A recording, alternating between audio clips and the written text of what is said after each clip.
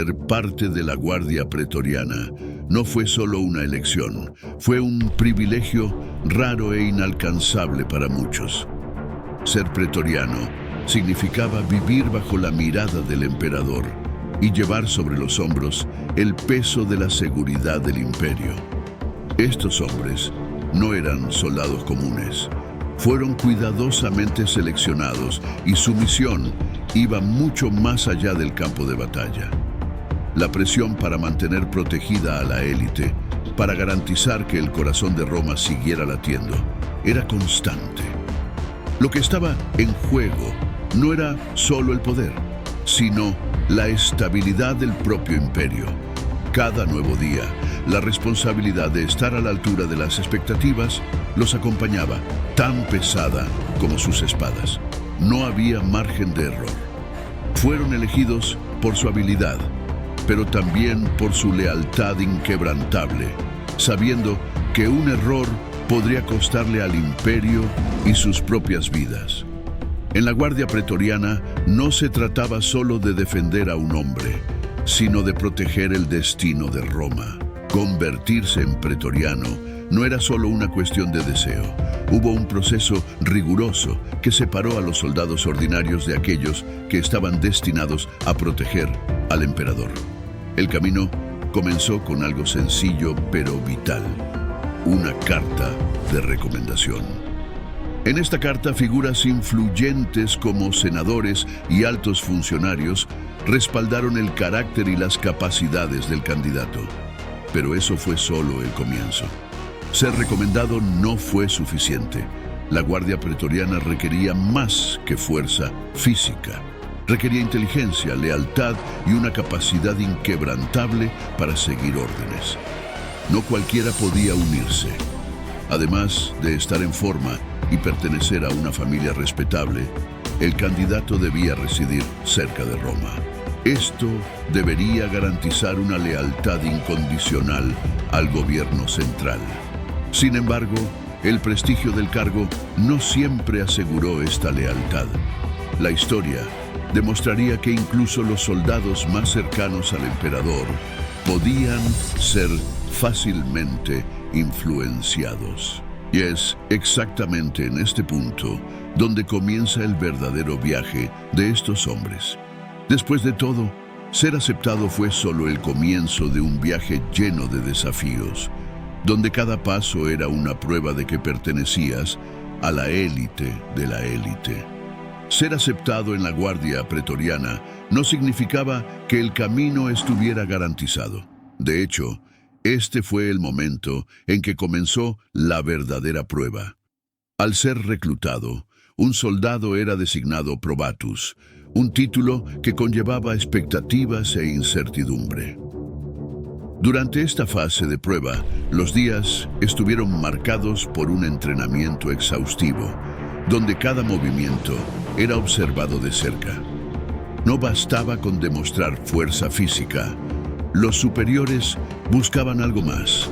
Lo que se evaluaría sería el comportamiento, la disciplina y la moralidad del probatus. Un desliz podría costarle el futuro, y la presión para sobresalir era constante. Los días no fueron fáciles. Para quienes pensaban que la vida de élite sería menos exigente, el impacto fue brutal. No había distinción de tareas e incluso los reclutas más jóvenes compartían las responsabilidades más básicas, como mantener los campamentos y transportar suministros. Todo esto mientras esperan en silencio una reseña positiva que los lleve al siguiente nivel. Pasar por esta fase fue más que un rito de iniciación. Era una reafirmación de que el soldado estaba dispuesto a servir al emperador y al imperio. Solo aquellos que demostraron su valía avanzaron y el viaje hacia la élite continuó, pero las pruebas estaban lejos de terminar. Después de pasar el periodo de prueba, el soldado finalmente recibió el título de Miles. En ese momento, ya era miembro de pleno derecho de la Guardia Pretoriana, pero la realidad que le esperaba distaba mucho del glamour imaginado. Ser un Miles significaba, sobre todo, estar en primera línea de las responsabilidades militares cotidianas. El trabajo comenzó incluso antes de que saliera el sol, y las tareas eran pesadas. Desde limpiar letrinas hasta patrullar áreas designadas, nada era glamoroso. Aún así, el orgullo de ser parte de esta élite nunca desapareció. Llevar la carga de servir directamente al emperador era un recordatorio constante de que estaban muy por encima de los legionarios ordinarios. Pero ese orgullo venía acompañado del peso de una norma de conducta impecable. Un Miles no podía cometer errores. Los superiores siempre estuvieron atentos, observando no solo la competencia en el combate, sino también la postura diaria. Y para aquellos que imaginaban que la verdadera prueba había terminado al convertirse en Miles, la verdad pronto se reveló. Esa era solo la base de la pirámide.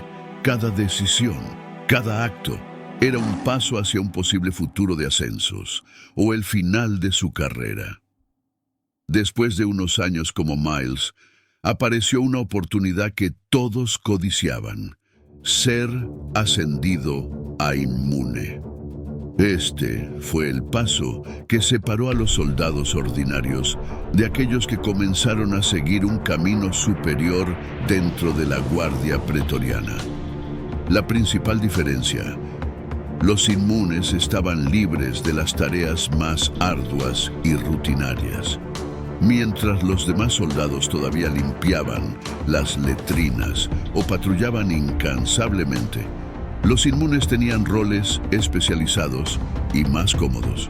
Pero no fue solo suerte. Para convertirse en inmune, el soldado necesitaba destacarse.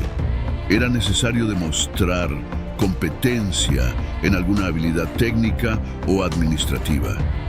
Tal vez sabía manejar mejor las armas, tal vez fuera un excelente carpintero o un empleado talentoso.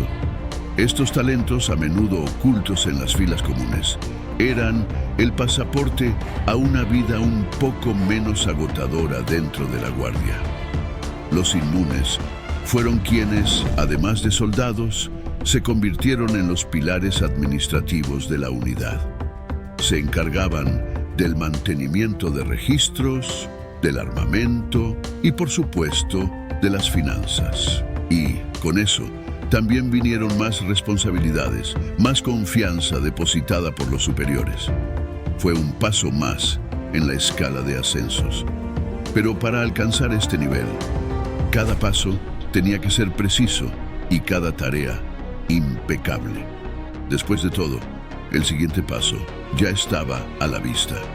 Y para aquellos que sabían que la verdadera batalla estaba dentro, la posición de inmunes era solo el comienzo de algo más grande.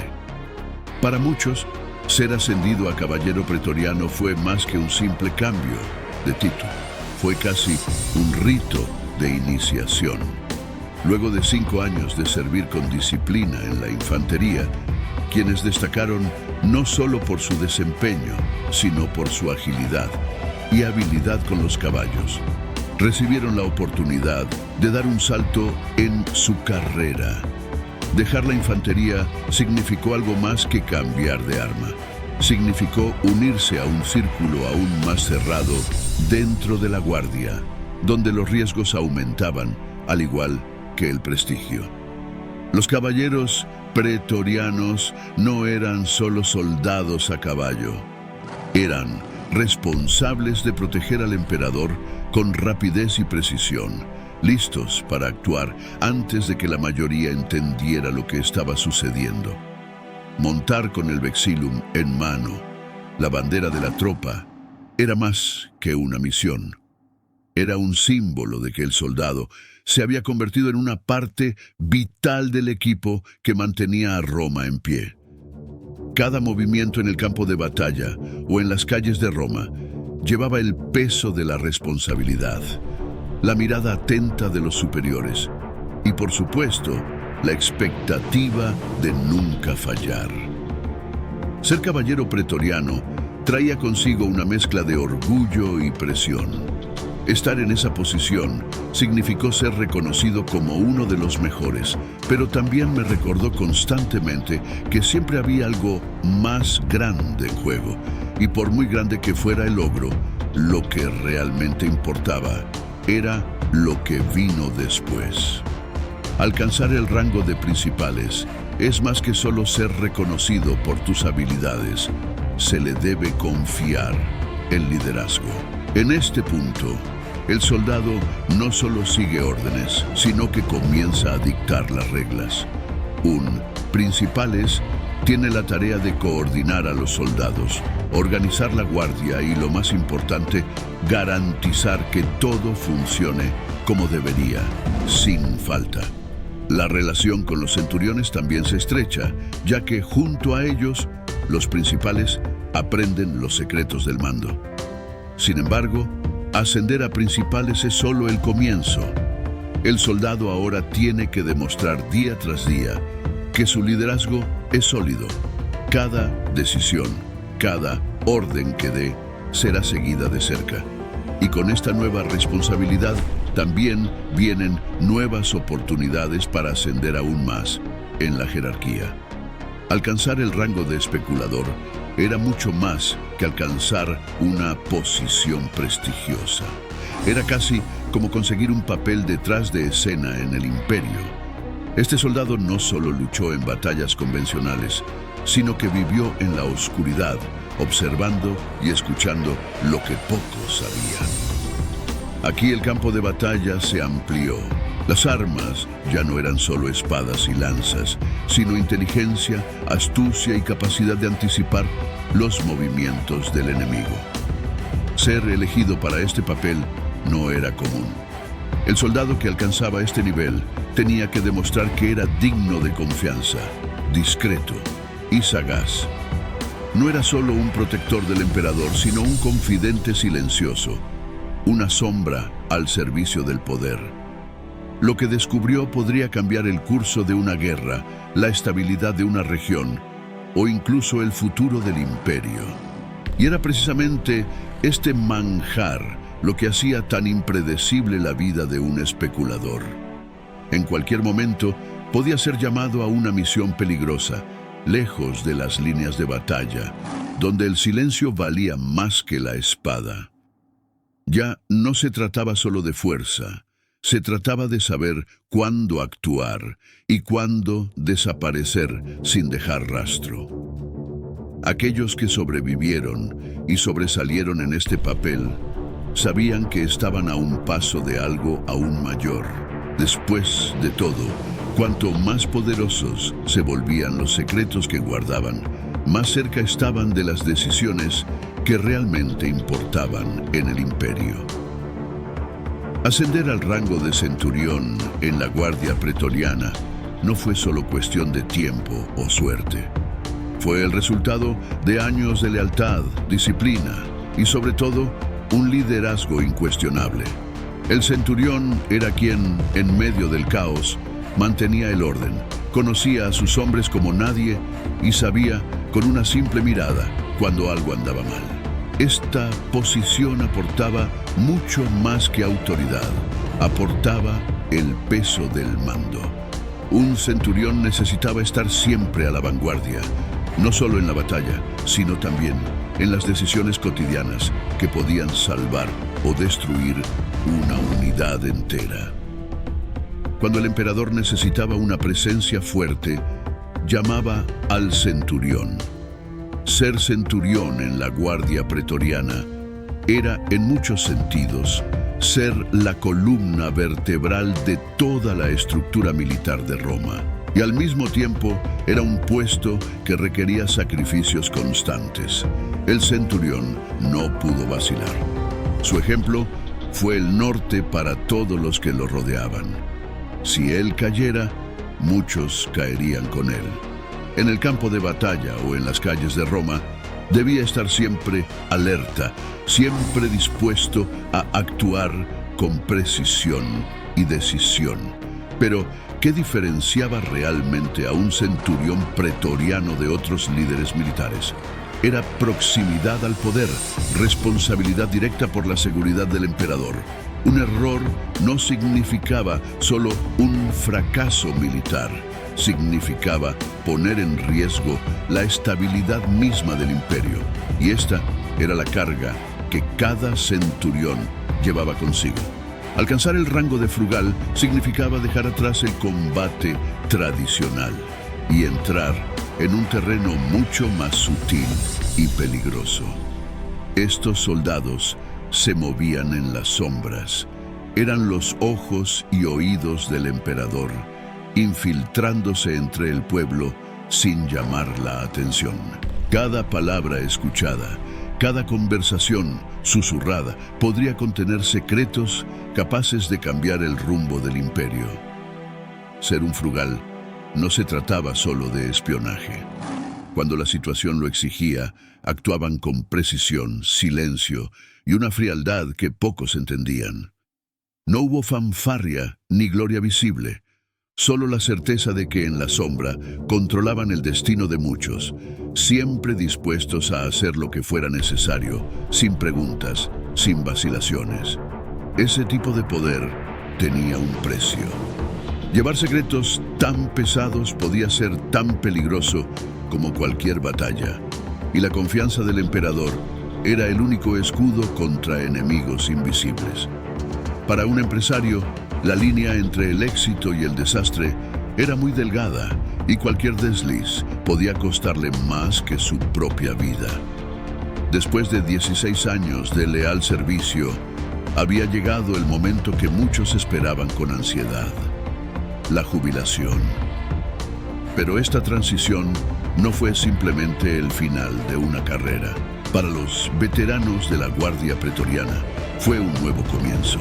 No solo dejaron atrás el deber de proteger al emperador, sino que también se llevaron consigo el respeto y la admiración de Roma. La ceremonia de jubilación fue especial. Cada soldado recibió su baja oficial, una carta que simbolizaba más que libertad. Representaba el reconocimiento de todo lo que habían logrado y sacrificado. Además de la carta llegó el galardón, un pago que supuso el adiós al servicio activo y la apertura de una nueva etapa, con más estabilidad y posibilidades. Y para muchos, este nuevo capítulo también llegó con la tierra, una oportunidad de construir una vida próspera, lejos de los campos de batalla. A pesar de la nueva vida que se abría, siempre quedaba algo que quedaba: el pasado como pretoriano, las responsabilidades, los sacrificios que nunca los abandonaron.